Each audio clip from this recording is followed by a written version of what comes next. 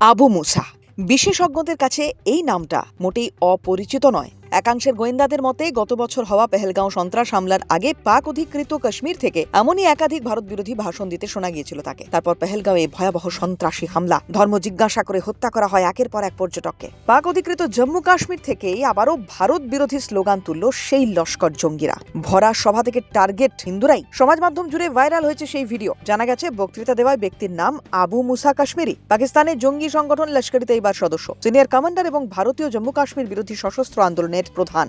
আবু মুসাকে বলতে শোনা যায়, স্বাধীনতা কখনো চেয়ে পাওয়া যায় না, এটা অর্জন করতে হয়। কিভাবে অর্জন করবেন? হিন্দুদের গলা কেটে। নিজের ভাষণেই আবু মুসা দাবি করেন, পাকিস্তানের প্রধানমন্ত্রী শেহবাজ শরীফকেও নিজের এই ভাবনা চিন্তার বিষয়ে জানিয়েছেন তিনি। তার কথায় কাশ্মীর নিয়ে তৈরি হওয়া জটিলতা নিরাময়ের একটাই পথ, তা হলো সন্ত্রাসবাদ, তাও আবার জিহাদের ছত্রছায়ায়। জম্মু কাশ্মীর ইউনাইটেড মুভমেন্টের প্রধান আবু মুসা। পাক অধিকৃত কাশ্মীর থেকে নিজেদের যাবতীয় অপারেশন চালায় তারা। সুতরাং নয়াদিল্লির জন্য এটা একটা উদ্বেগের জায়গা থেকেই যাচ্ছে। এমনকি সম্প্রতি জৈশ ই মোহাম্মদের প্রধান মাসুদ আজহারের ভাইরাল অডিও, যেখানে উনি বলছেন যে হাজার হাজার আত্মঘাতী জঙ্গি নাকি ভারতে প্রবেশ করার জন্য প্রস্তুত। পাকিস্তানের অন্দরে যে নতুন করে কোনো সন্ত্রাসী পরিকল্পনা তৈরি হচ্ছে না, তা এই মুহূর্তে কি আর হলফ করে বলা যায়?